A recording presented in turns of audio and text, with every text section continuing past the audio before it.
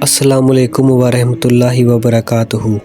دوستو، آج اس ویڈیو میں حضرت ادریس اور موت کے راز کے بارے میں کچھ آپ لوگوں کو بتانے جا رہا ہوں، تو ویڈیو کو اینڈ تک لازمی دیکھنا، ٹھیک ہے؟ دوستو، حضرت ادریس علم اور حکمت کے نبی تھے۔ ایک دن انہوں نے فرشتہ موت سے پوچھا، کیا میں موت کا ذائقہ ابھی چکھ سکتا ہوں؟